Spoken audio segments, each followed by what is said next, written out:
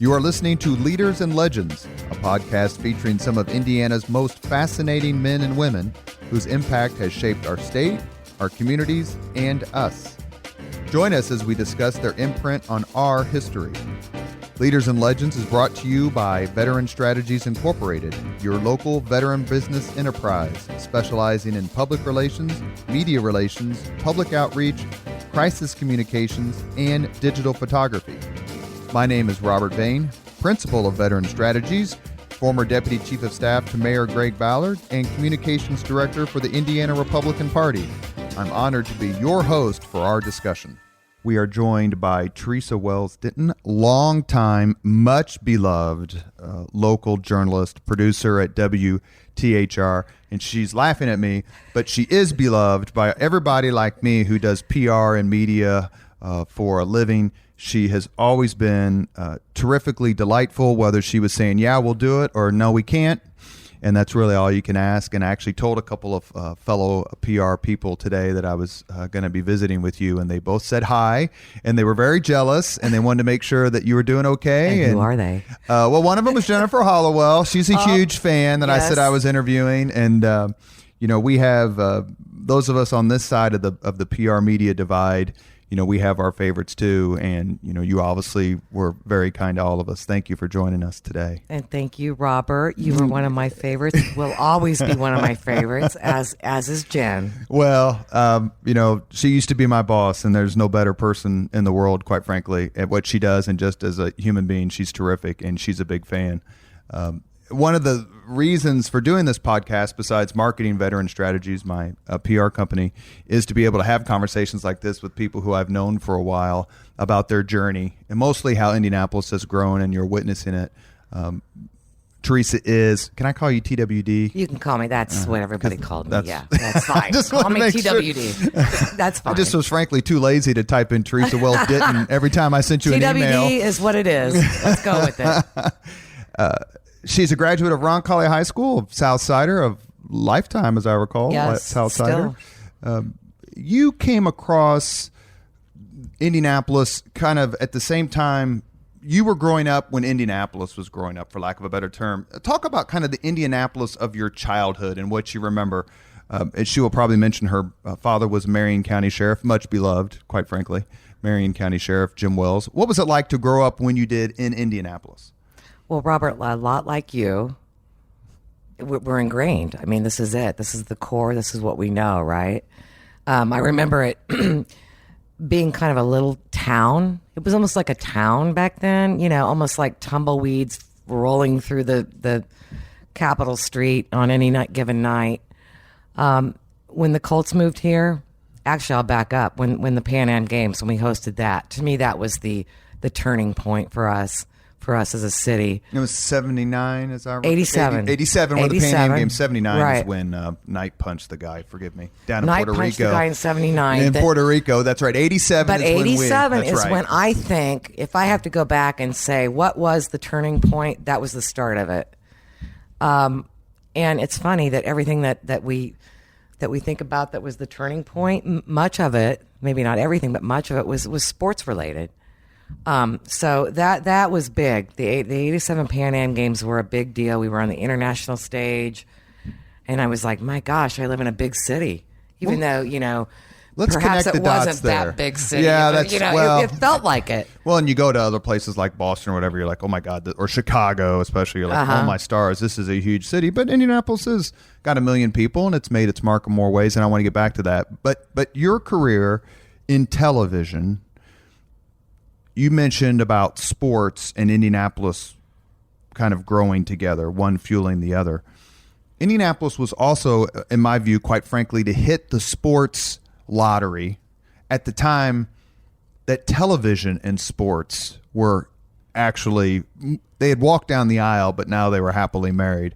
What was it like to work in television as a TV producer, Channel 13, during that time when sports became kind of like inextricably linked with the city? Because TV is what helped fuel the sports boom as much as anything. It was we were the connector to the community. I mean, why was this event important? Well, it was our job to explain why it was important, not only from an economic standpoint, but from just the whole community development standpoint and being a part of that and feeling proud. I mean, I think Indiana and people, Hoosiers who live here, they're proud people.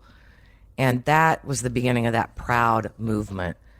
So it was our job as journalists to tell stories and explain why it was important, but also to connect with people to figure out, or to explain why that was important and why they should feel proud about it. And the Pan Am Games, I just remember that being the first, that was my first big sporting event that I recall covering. And we were in with everything. We were in every sport, every little nook and cranny of the community at that time, getting the pulse of people and what they thought. And it was just it was a special time. And again, it was the turning point, in my opinion, for when things turned to where they are now. So what was that, 32 years ago? Well, the only thing I really remember about it, quite frankly, is the fact that I was stationed at Fort Ben Harrison and had to move out of my barracks so that the athletes could be housed there. I never heard of the Pan Am Games. All they did is say, well, don't get comfortable because we're getting ready to move you because, the athletes from Argentina or whatever are going to come move in here. It was also famous because that was the year that the U.S. lost the gold in basketball. But what is it? Is it because the Pan Am Games to you was like the culmination of everything that Luger and Hudnut had done to that point to make Indianapolis a player on a bigger stage? Is that what it was for you? It was bigger than that. It was more of a community thing, what all the community leaders had done, to make us a bigger player in the game. And then, 7 years later, we see the Mayflower move out of Baltimore, and look what we have there. Well, let me ask you another question about that, because if memory serves, the Super Bowl that was held here, that was an NBC broadcast? Yeah, 2012. So when you were working on Super Bowl coverage, how often did you think back to the Pan Am Games? And like, wow, I can connect the dots between this and that. There's a direct connection between us hosting the Super Bowl and us hosting the Pan Am Games. I was just really in awe because I did connect that. And then I connected, oh my goodness, how many Final Fours. And now even looking ahead, we've got the national championship coming up and the NBA All-Star game. But the Super Bowl in 2012, that was... And there were a lot of things written about it, and they were all true. It was to me the cherry on top of everything we'd worked for since '87, and I think we're the envy of a lot of cities. I mean, you look around, even in our region. Does Cincinnati get what we get? They may get regional games, but they don't get big things. And I mentioned in a previous podcast that for the Big Ten championship, Mike Greenberg from ESPN tweeted, Indianapolis is the best big game city in the country. In the country, not the Midwest, the country. And it's a driver for everything. It's a driver for economics. It's a driver for, again, community engagement. It's a driver for Hoosier pride. I mean, it's a driver for, it's our identity. I think it's become our identity. And I'm really proud of it. I mean, I think it's wonderful. And you grew up here your whole life, went to Roncalli High School. Yes. You're a proud rebel. Yes, and you are too. Sort of. You're a hornet rebel. Yeah, by parental proxy, by checkbook. Yes, I am. I was too for rebel. 8 years. And what made you choose the path that you chose in terms of your career? When did you get the bug to be in journalism?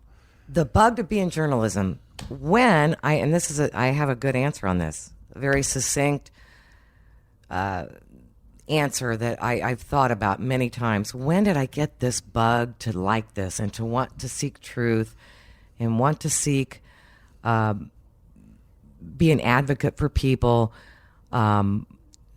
viewers? When did I want to hold people accountable? So here's when. When I would come home in, I think it was 1973, correct me if I'm wrong, when my mom would be listening to the Watergate hearings. So I was 11. I was 11. It's called the Watergate Summer. I'm going to give my age up. But she'd be fixing dinner, and I'd come home from school from St. Jude, and I would and I walked because we lived close. And I would come home and she would just be beside herself. And I didn't understand exactly what was going on at the time. I just knew the word Watergate and hearings. Mm-hmm. And that got me to thinking, what is going on, right? So I know I'm only 11. You're not supposed to think about those things at 11, but I did. Then the next thing that came along was the Patty Hearst thing. Right, when she was kidnapped by the Symbionese Liberation Army. Yes, the SLA. Mm-hmm. And that I couldn't get enough of. And that was before social media, and you could just it was phone. For those not around. It was it dominated the news because it was her. And of her two wealth. of the people involved with it, Bill and Emily Harris, were from IU. Mm-hmm. So there was an IU connection. So that's why I think it got even played up more here. And I was fascinated with it. Just couldn't get enough of it. Couldn't read enough of it. My parents were both newspaper people, so in the morning I'd get that paper, and I just, before I went to school, I'd read, and I just became fascinated with it. Then when my dad became sheriff, everything just fueled. After that, it was like putting fuel on the fire of wanting to get into that world, and I did, and I was lucky enough to do it for a long time, and I still believe in it. So, what is your first?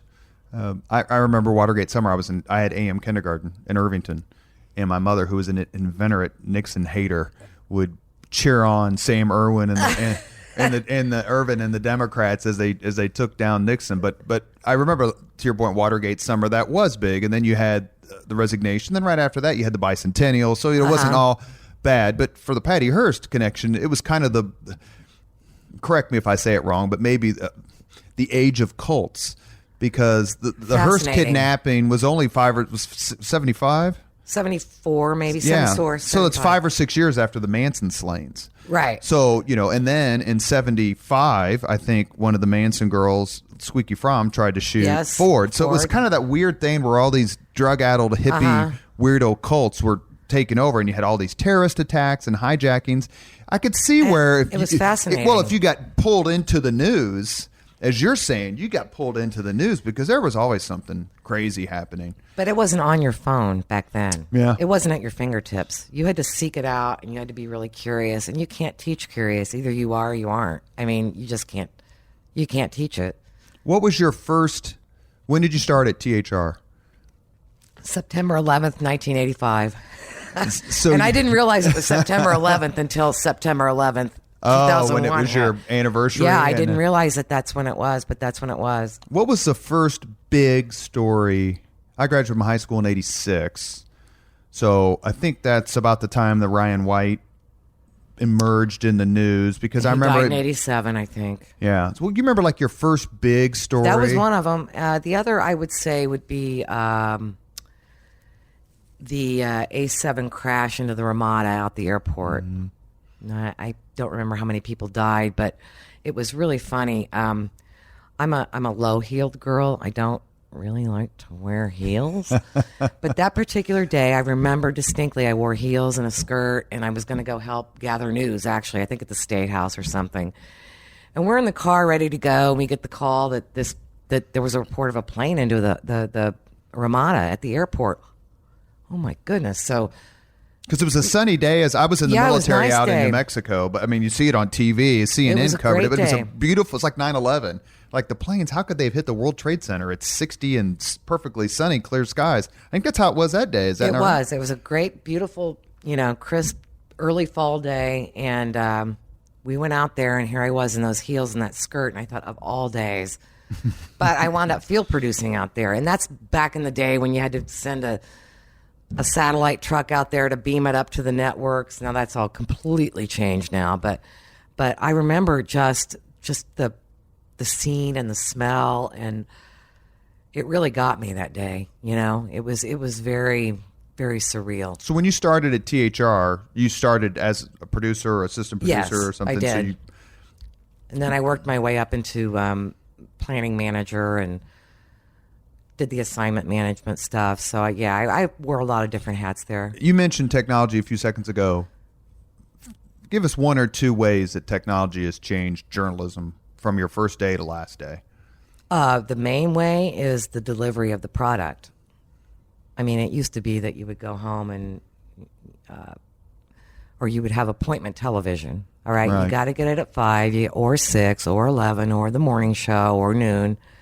Those are way gone and they're never coming back. So now you get it on your phone with your fingertip, wherever you want it. Okay. So that's how the main thing. So it's delivery of the product. The product hasn't changed that much. In some ways it has, but for the most part, the core of it has not. It's the delivery. So no longer is it appointment viewing. It's immediate. I want it now. And the good story about that, I think we brought up when we talked to Bill Benner, was in February 22nd, 1980, when the Americans beat the Soviets 4-3 in hockey. Nobody knew. The game was at like 7 o'clock, but it was tape delayed. So nobody knew who won until you had to actually watch it. Now, that's unfathomable today. Oh, my goodness. Yeah. But watching it at the Ellenberger skating rink with a bunch of other East Siders, till 12 something at night, but the game had been over for hours, but we just didn't know. The technology, is it bittersweet? Because obviously technology makes it easier. The equipment's lighter, the picture's clearer. The editing, when I had a television show in the Army, I had to edit it with a razor blade. That takes you back. Now it's just point and click with the computer. Right. How do you balance the good with the bad? On the technology evolution, the good is the immediacy. Okay, that would be and I won't even go any further. The immediacy of getting it when you need it, when you want it, when it should be delivered. As it's happening, I mean, we do Facebook Live. We can go live from anywhere with a backpack on our back, as opposed to rolling a 2-ton satellite truck to Timbuktu to get what we need. No more. So the immediacy is great. Sometimes I worry about the falling into the low-hanging fruit basket, and immediacy can equal low-hanging fruit. So. How does immediacy, what is that? How meaningful can that be? And I worry that the low-hanging fruit sometimes overtakes the important stuff. How much and you weren't there when it aired, but probably the most famous, and you correct me because this is just an opinion, the most famous piece of journalism in the last 50 years in this city is Tom Cochran's Klan documentary. Now, you weren't there. I was there then, yes. You were there? Yes. Was that mid to early 80s? Is that when it came out? I think it was mid 80s. It was right after I'd started there, and I was fascinated. I was like, oh my God, they infiltrated the Klan? Because it has the big Emmy. If you go to the channels, I've been interviewed in front of your Emmys many times at Channel 13. Yes. And I always go, do you want me to stand in front of the big? They won the not the regional, the national Emmy for this. They infiltrated the Klan. I mean, that's really hard to do. In the interviews that they aired on television had language, you're just like, I can't believe they're allowing this. But it was relevant to what they were covering. What do you think of that piece or that sort of journalism, or maybe another 2 or 3 moments that are like, man, I'm really proud about what I do for a living? Well, I didn't do this, but I will tell you what I'm really proud of most recently is what Sandra Chapman's done in Franklin with the cancer cluster.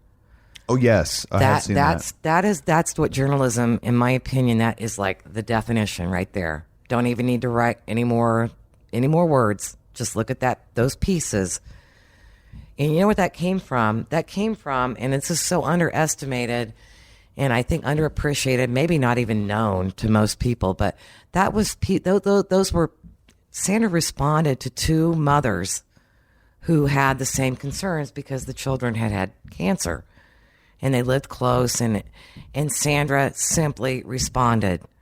And that led to what it's led to now, which I believe the EPA is looking into it, and Donnelly's gotten involved with it, or before he left office, he did. Mm-hmm.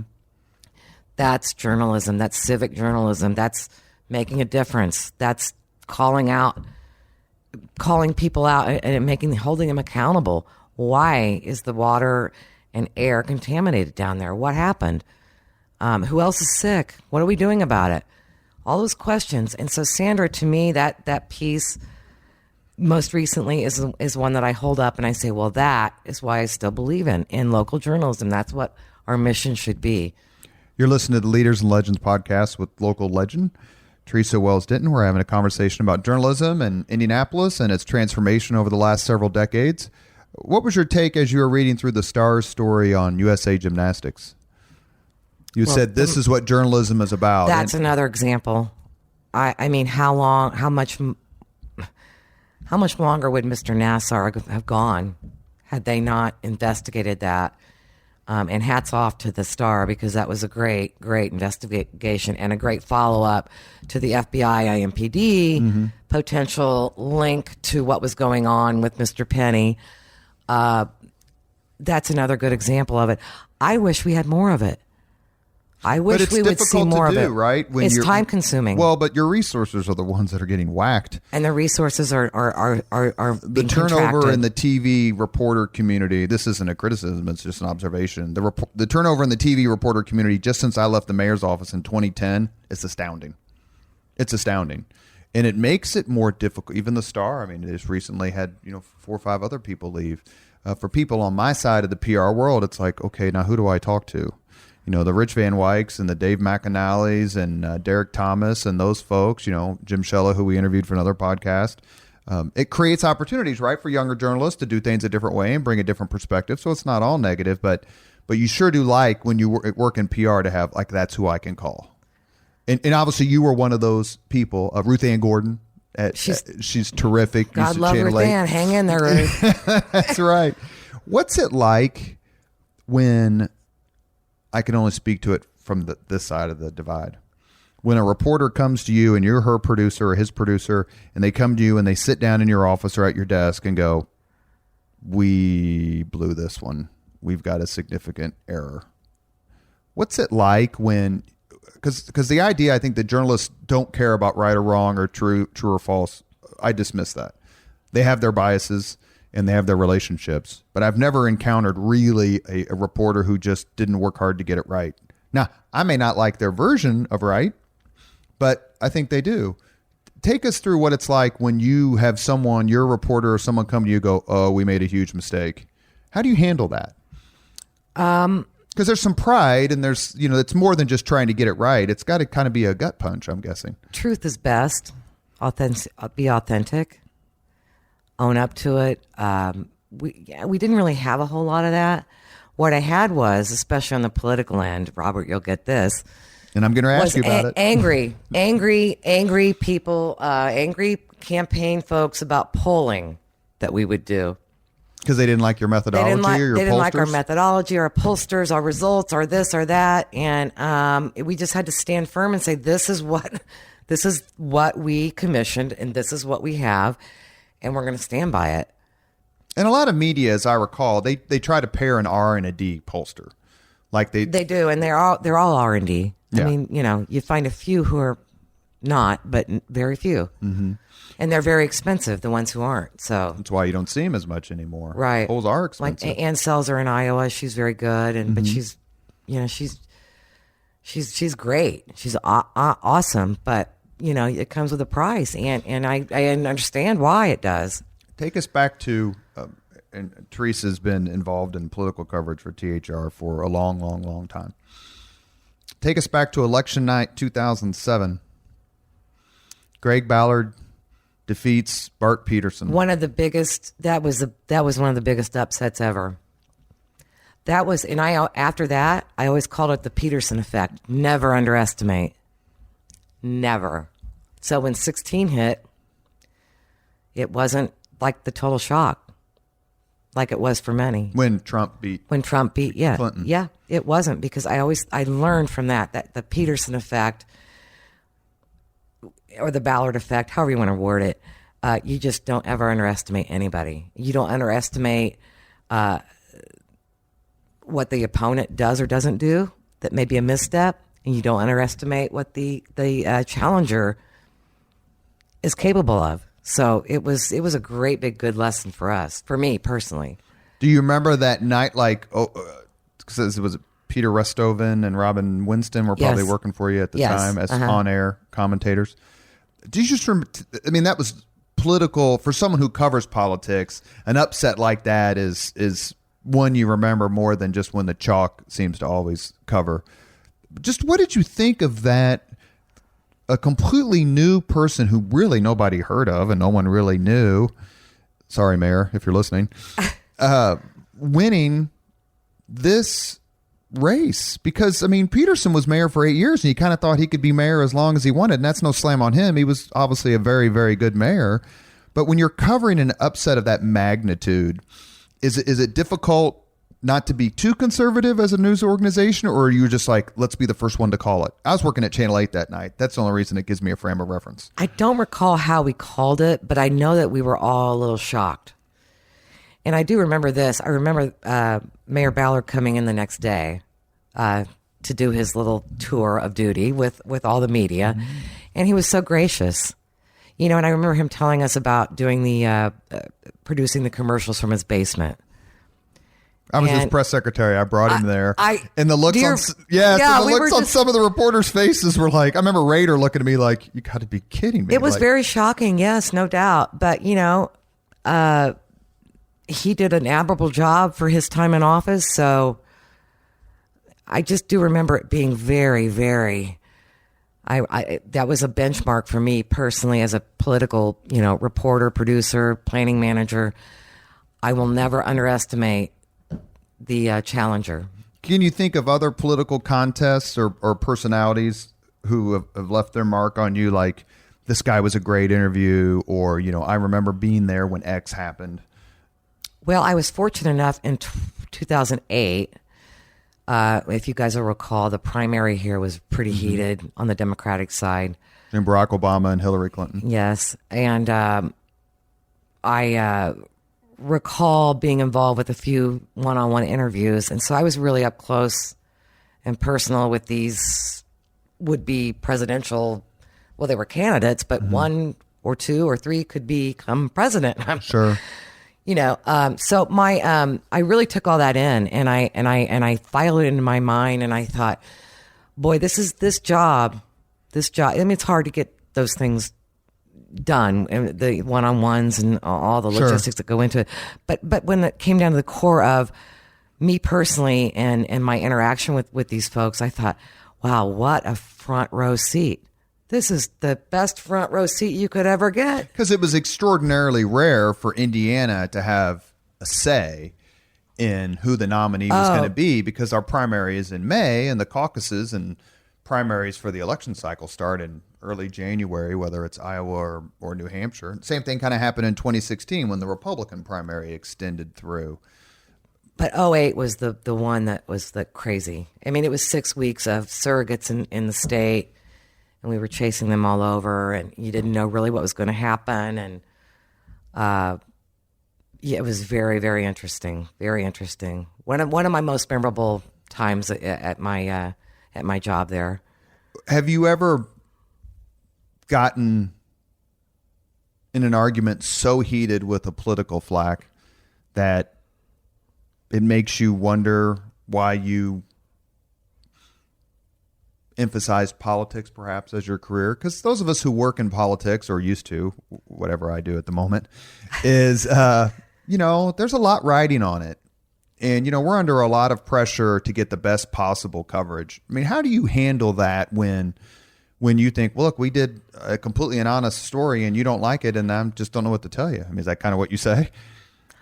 I used to tell Mayor Ballard, he would complain about an editorial in the Star, and I was like, just because you don't like it doesn't mean it's not right.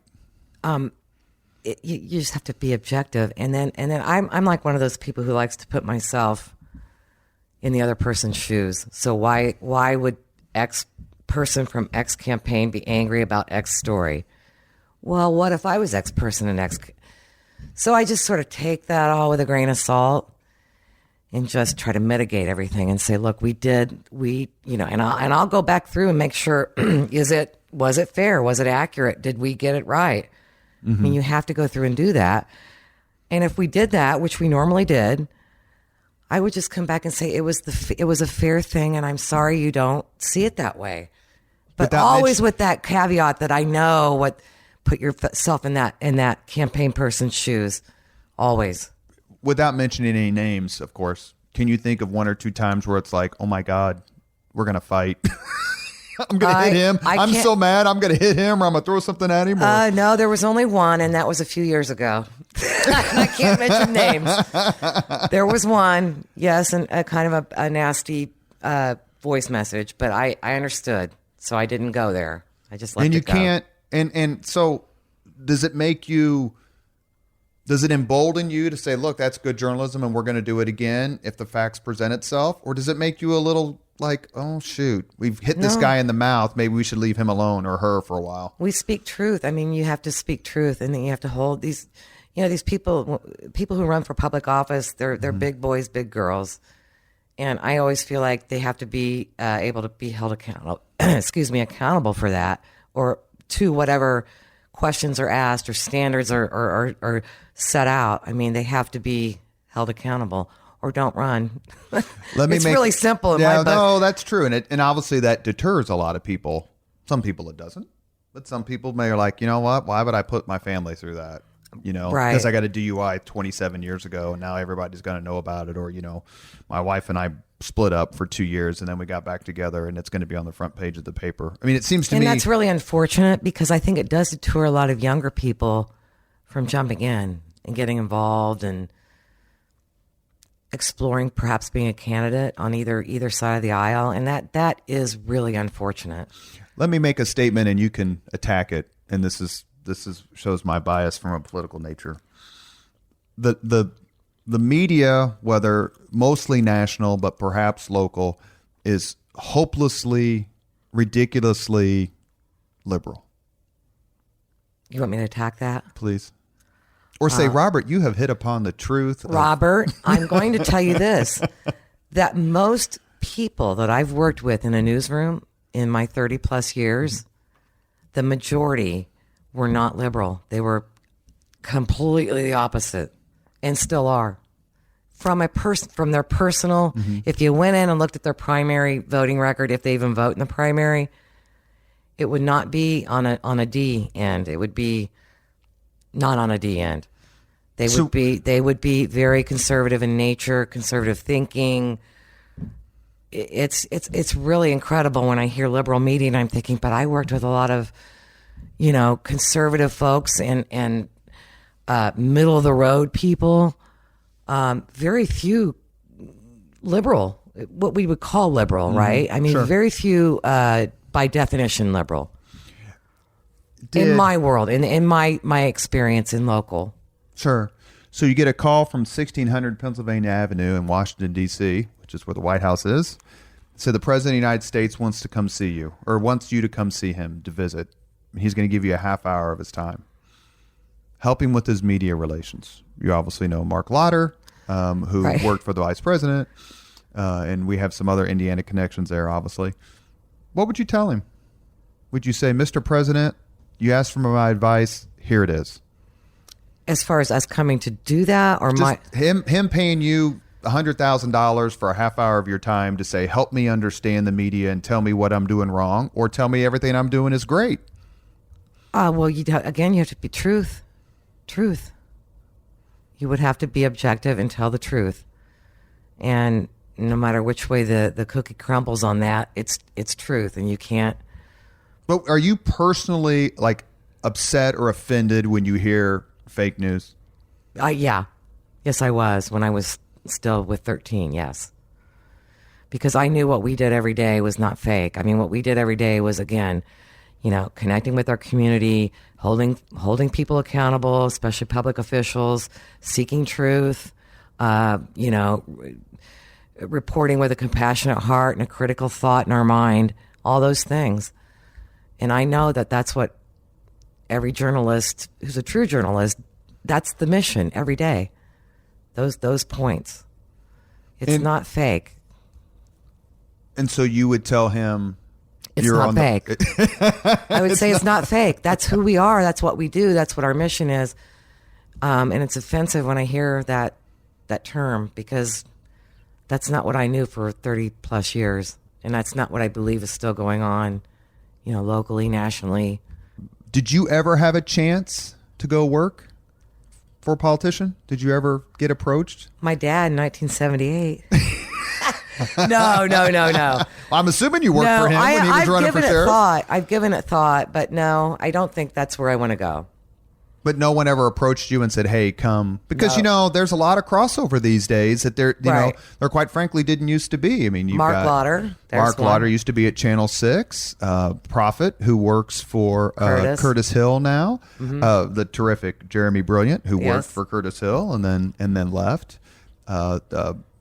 Maureen Hayden, who used to work for, I think it was CHNI or CNHI. The newspaper conglomerate, I believe. Yeah, that's right. Who went to go work for, I believe it was Suzanne Crouch. Is that correct? So there's more of that than there used to be. Is that a good thing, a bad thing? Does it make you kind of go, well, you covered this Republican, now you went to go work for this Republican or Democrat. So what exactly was happening? Because there was a lot of discussion of that during the Obama years, because there were a tremendous number of journalists who went to go work for the administration. People on my side of the aisle, noted that with a little bit of disdain. Inherently, I think journalists should have the I word, integrity. Okay. And so to me, it's an easy, smooth transition if you're going to go work for a public office holder. Because that person, too, should just embody integrity. So integrity, get it? I mean, you're just crossing right over from one part of integrity to the other part of integrity, theoretically. Sure. That's kind of how I look at it, and I don't have a problem with anyone doing it.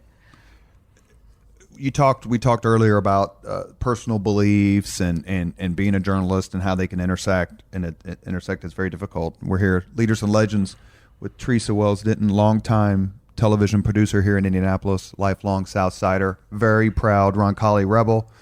Roncalli has been in the news in 2018 and probably will continue for a while. Without diming each other out, you and I had a text exchange that weekend before the story hit.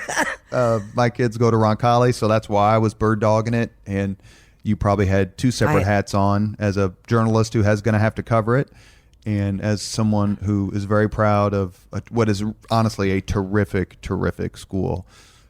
Tell me a little bit about how you, I'm not going to say kept it professional, because that's not the right way to put it, but like put up the Chinese wall, as the lawyer said. Yeah. I was just, again, honest and authentic with everybody that I dealt with through that time. I'm assuming the school was smart enough to contact you at some point. Well, I contacted them, and they were very authentic and as honest as they could be about the situation. There were some legalities involved, so they couldn't completely give me everything, but I appreciated what they did give me, right? And I reached out to Shelley and Shelley Fitzgerald, who's the counselor at Roncalli, whose marriage to same-sex marriage was put in the news by somebody or some people. Yeah. And it became a significant controversy here in Indianapolis because she was forced to leave her job as a result. I think she's still on leave, but basically, yes, she's on paid leave. And I didn't know Shelley, so I was sort of taking a chance, and I wound up getting to know her, and did I feel conflicted? I certainly did. I felt very conflicted. I understood Shelley and that dynamic and that issue. Yet I'm, born and bred Southsider, and I'm a Roncalli rebel, and I sent two kids through there. So that was one story, honestly, that really, I was very torn with that. But I had to do my job, and my job was to seek truth again. And I think we did a really good job of that. And I'm not sure how that's going to play out in the very end, but that was a trying time for me personally, just from the personal standpoint of how I was a little shaken about the whole situation. Did you feel like you knew the community? Because Roncalli got the living heck beat out of it. And as I know that you and I have discussed, I wrote an article for the Star that I think appeared in maybe September of 2018 that basically defended the school and kind of snapped at the Archdiocese a little bit, because the Archdiocese was the one who was making all the decisions, and Roncalli is the one being treated like the piñata. Is it did you feel like, hey, I went to that school, I know these people, they're not a bunch of, X, Y, and Z, and maybe you brought a different perspective because you're from there and you live there? I did behind the scenes, yes, but in our reporting, we were down the line, and again, objective, I hope. It appeared to me that we were. I looked at all of the stuff that we did, all the stories we produced, everything that went out online and social media, and I felt like we were as objective as we could be, given everything that we had and knew, and given everything that both sides were giving us, in terms of sound bites and talking to us. So, do you think Roncalli was taken by surprise? Because without punking out our text exchange, we both agreed this is going to be a national story. It's just a matter of time. And it was, yes. And I don't know if they were taken by surprise, but I was a little bit on how far it went. I mean, all the way to the Ellen show and whatnot. And I just really only hope that something good comes out of it for both sides, because it was a rough time there. That those 6 weeks or whatever that was rough on both ends, no matter where you stood and what you believed in and who you believed and who you blamed, and however you felt about it, there it was really rough. And I just hope that at the end of the day that, something good and positive comes out of it. I really do. And is it your belief that journalism is well placed to push an outcome, one that's positive? Or is that just not your role? No. I mean, clearly journalism has, I would say this, and you can please push back. I would argue it's undeniable that journalism has taken a stand when it comes to LGBT issues, toward expanding rights and recognition and caring and love and whatever you want to say, kindness, respect. Clearly they have come, as someone who worked for Mike Pence during RFRA, I'm well placed to. But I don't know if they've come to a stand. They've just come to a point where they're asking questions about it, and they're asking people, they're asking those who hold power questions about it. They're questioning it. They're putting it out there. They're saying why. They're asking why. Mm-hmm. And I don't think I think that's healthy. I think you should ask why. Why is this the way it is? Why is whatever law the way it is, or whatever law, how should it be? Or could we look at how it could be? So I just think they're asking why. I mean, certainly people do have opinions, and certainly, journalists, some may have opinions, but I think most of them are pretty much, they're trying to be down the middle. And it may not feel like that, but I think that's the basic. When you walk out the door to go do the story, no matter what it is, you're trying to be objective. You're trying to seek truth. You're trying to hold people accountable. You're trying to play it down the middle, even though you may not agree personally with whatever it is you're covering. Last question. And I would not necessarily disagree with that, while at the same time saying my personal experience, both working for Mayor Ballard. Robert's going to argue with me. No, I'm not. No, hopefully, it's okay. I'm too polite a host, even though I am an East Sider. No, I want to hear from you. Well, I worked for Greg Ballard during what we always called gay cupcakes, when the cookie place. Right. Thank you, Ray Cortopassi, if you're listening, for that phone call that morning. That was the day we broke ground on Cityway. And Cortopassi from 59 called me and goes, "Hey, what are you doing today?" And I'm like, "We got this big groundbreaking on Cityway, and all this stuff with all the Lilly execs and all these city leaders." I'm like, "Are you calling to ruin my day?" And he laughed. He goes, "You better sit down." You got to be kidding me. And that's a terrific, beautiful, devoutly Catholic couple over at the City Market. And they spoke out of school. They don't get to make that decision about the City Market. And it's interesting because I remember going over there right before Mary Mills interviewed me. She wanted to interview me over there. And I said, "Look, I cannot." Millser. Yeah, I was like, "I cannot defend you, but I'm not going to beat you up." I said, "You just went too far." And for those who don't remember, IUPUI Gay Student Union Association called Just Cookies in the City Market and said, "Will you make cupcakes for our meeting?" And they said in response, "We don't make cupcakes. And even if we did, we wouldn't make them for your meeting." And this was in 2010. And that kind of was the first real salvo in kind of the culture wars, for lack of a better term, that hit Indianapolis for about 4 or 5 years at varying degrees. It would bubble up and then go away. I am the only person, I believe, who has gotten hate mail from both liberals and conservatives on the LGBT issue. It's quite interesting, the number of people who thought I was a dangerous, psychotic, progressive, granola-eating nutcase when I worked for the mayor, and I was Pat Buchanan reborn when I worked for Mike Pence. I'm like, no, my issues are the same. My stance is the same. And I give Greg Ballard credit because I remember walking to his office as he was reading the speech, practicing the speech that I wrote for him for the groundbreaking for Cityway. And this must have been September 2010, I think. And him telling me about it and him looking up at me like, you can't be serious. And he said, what's our message? And I said, everyone is welcome at the market. And he goes, that's what I'll say. And I wouldn't allow him to be interviewed at the groundbreaking. I did all those interviews, but I said, look, Mayor, this is a good issue for you. You need to be out there. We can defend what we need to defend without stomping on this poor couple who just made, quite frankly, an error in judgment. And, if you've got a booth at the city market, you serve everyone at the city market. Now, you can argue whether that should be the case if you don't work at the city market, but those are the kind of issues that I think you have in a growing city with an ever more diverse population. And I can certainly say that the coverage and the attitude I got towards the reporters on behalf of reporters when I seemed to be woke, as opposed to where I seemed to be Neanderthal, were different. And that's just that's my experience. So that's really interesting to hear from your end of it. The receiving end of it from our end of it, from the media end of it. It's very, very interesting perspective. I would say that the media likes to be seen as crusaders, and whether that's watchdog or investigative, that sort of thing. I mean, there's no bigger fan of Sandra Trapton than I am. I think she's an absolutely amazing person. I don't work with her that much anymore, but she's obviously terrific. Greg Goggins, her photographer, is even better because he went to Howe.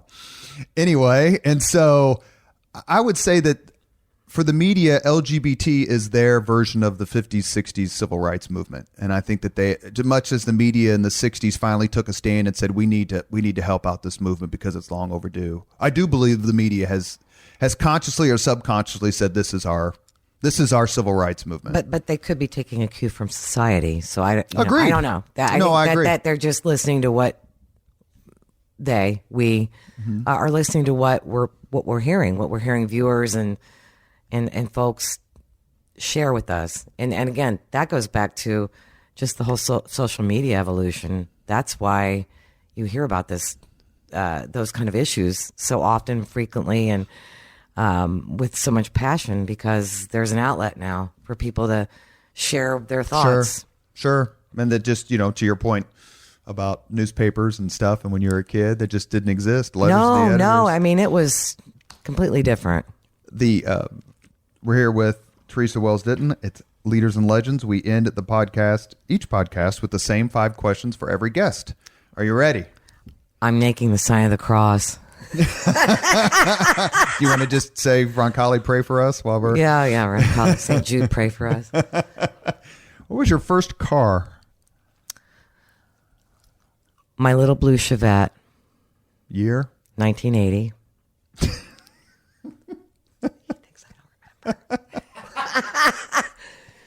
It may have been. Wait a minute. It may have been the '76 Sportabout that got handed down. It had like paneling. It was the first car you paid for. Oh, that would be. You paid for. You bought with your money because you have a job. I paid for. I bought it off Welliver, John Welliver, killed in the 1992 mid-air plane crash. Mm-hmm. They owned a dealership down in Martinsville, and it was a 1980 Chevy tan stick shifty junker. Did you spring for the tape deck? I think I did, yeah. It had air conditioning in it, so that was good. What was the first concert you attended? Peter Frampton. Frampton Comes Alive era? 1976. Where'd you go see him? Market Square Arena. Come on, where Brand else? new Market Square Arena. Hadn't been around. The live version of Do You Feel Like We Do is one of the greatest songs of all time. I liked his long curls versus the short. Do you remember if his shirt was unbuttoned? I don't remember that. I just remember that my mom and dad weren't real keen on me going. I was only like 15. Did you go by yourself? No, I don't remember who I went with. I think I had a date or something, and that was even worse. I mean, it was like, for them, it was worse. Not for me, it was fun. I don't know that we've come up with anything better yet than Ballard's first concert, which was Sly and the Family Stone. Oh, yeah. At Bloomington. Oh, my. If you could recommend one book for anyone to read, which book would you recommend? Honestly, I'm not much of a reader, but right now, and this is probably going to set Robert on fire, but I am currently reading Becoming.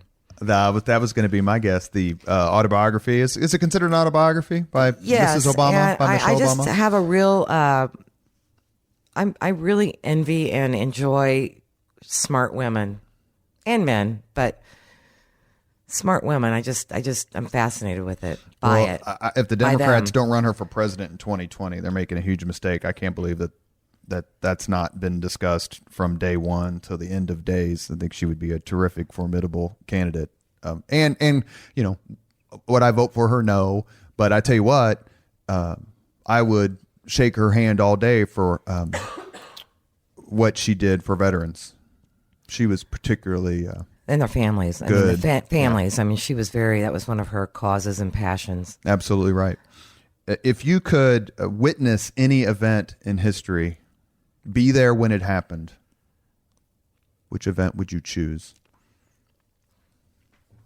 That's a good question. I think I did already, which is kind of a weird answer for you.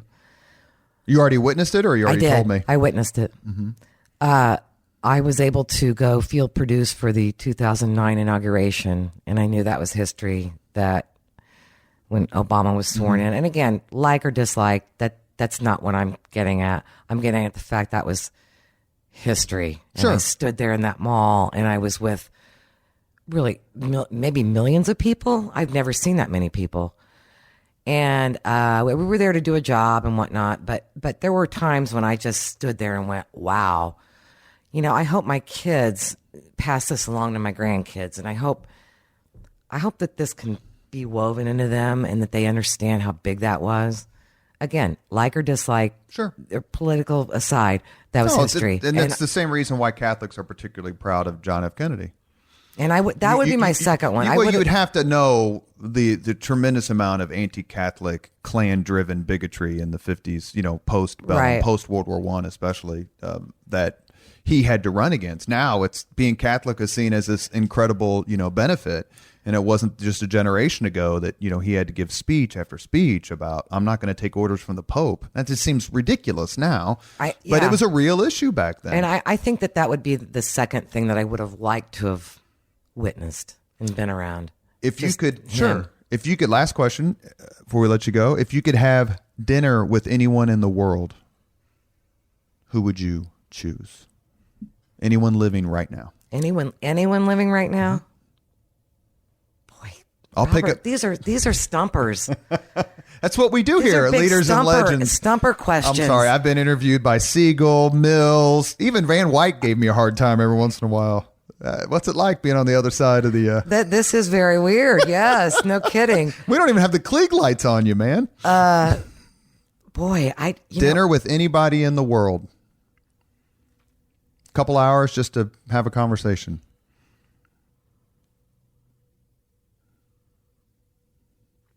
I may have to go back to Michelle Obama, or this is going to really freak you out. I'm really fascinated with Lady Gaga. Why? Other than the fact that she's immensely talented. Because of that. And I just want to know, and she's Catholic too. I don't know if you know that. Yes, because is it Italian? She has this beautiful, was it Italian? Stephanie, well, I don't even know what her now. But her real name is this beautiful Italian, I think, name. Yeah, and I'm just fascinated with her evolution from singing to acting, and I just think that anybody with that much talent would be interesting to speak with or to listen to, mainly listen to. ask a few questions and see what happens. The way you hesitated, I thought you were going to pull out Jane Fonda, and then I'm not going that. No, and I don't know. You'd have been right. That would have been Lady tough. Gaga might sound so superficial, but I think there's a lot there. I think there's a heck of a lot there. Well, if you read biographies and autobiographies and interviews with people, even famous people who are particularly well known for X, Y, or Z, right? Whatever that is. There's a common theme. And one of the things that's a common theme when you read about successful, well-known people, celebrities or scholars or whatever, they'll almost all say, if asked, what intimidates you? Their answer is almost always talent. Like just raw talent is intimidating to certain people, to a lot of these celebrities, because they encounter it so much. Right. So someone who's, a wonderful singer looks at Barbra Streisand and goes, she's just so incredibly talented, I find it intimidating. And there are other examples in sports and other that. So what you say about that makes sense. It's just because she's a celebrity for that reason doesn't mean that she can't be intimidating or talented or make an impact, as she clearly does in some of her charity work and things like that. No, there are no wrong answers. That's for sure. You have been a terrific guest. Thank you for letting me ask you questions for a change. I got to get Van Wyck on here. I got to get some reporters on here. You do need to get Van Wyck. Yes, he would be. Oh boy, you wouldn't get too many questions in with Rich. Oh no, he would answer them to the nth degree. Let me tell you, he's a good one. He's like a lot of almost all reporters I've dealt with. There have not been many that haven't been really terrific people. Our conversation with Jim Shella was fascinating. I can get frustrated as much as anyone, but it doesn't really redound to the personal level. But you've been terrific. It's very kind of you, Theresa Wells-Ditton, to come join us here on Leaders and Legends. Thank you for joining us. Thank you very much for listening to Leaders and Legends, brought to you by Veteran Strategies Incorporated. If you want to contact us about this program or our menu of public relations services, please send us an email at robert@veteranstrategies.com. That's robert@veteranstrategies.com.